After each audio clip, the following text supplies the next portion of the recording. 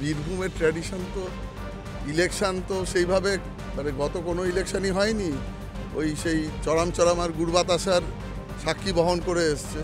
তো সব জায়গায় পরিবর্তন হয়েছে, তো সন্দেশখালী যদি পরিবর্তন করতে পারে তো বীরভূমটা খুব সামান্য। সন্দেশখালীর মতন জায়গায় পরিবর্তন এলে বীরভূম তো ছোটখাটো ব্যাপার। নির্বাচনী প্রচারে বেরিয়ে বড়সড় দাবি করে বসলেন বীরভূমে বিজেপি প্রার্থী দেবাশিস ধর। ঈদের দিন বীরভূমের পাথর চাপড়ি দাতা বাবার মাজারে চাদর চাপিয়ে প্রচার শুরু করেন বীরভূম লোকসভা কেন্দ্রের বিজেপি প্রার্থী দেবাশিস ধর। বিজেপি প্রার্থীর মন্তব্যে পাল্টা তোপ দাগ দেন ধার ছাড়ে না তৃণমূল। সবাই তো আওয়াজ দিচ্ছে, চরম চরম নিয়ে তোর ভোটের বাসকে ভোট হয় না, ভোট হয় মানুষের উন্নয়ন, ভোট হয় মানুষের পাশে থাকা, মানুষের সুখে দুঃখে থাকা। সুতরাং আমরা মনে করি মানুষ উন্নয়নের দিকে আছে, উন্নয়নের জন্য মানুষ আজকে মমতা ব্যানার্জিকে বেছে নিয়েছে।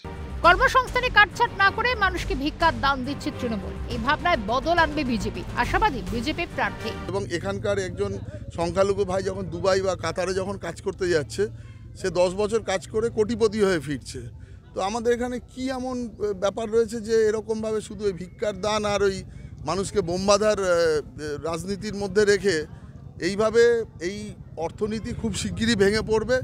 তো যত তাড়াতাড়ি মানুষ এটা বুঝতে পারবেন এটা কোনো জীবন হতে পারে না, আমরা উন্নত দিকে যেতে চাই। সব মিলিয়ে ঈদের দিনও বাদ গেল না রাজনীতির প্রসঙ্গ। বীরভূম থেকে ভোলানাথ চক্রবর্তী রিপোর্ট, ক্যালকাটা নিউজ।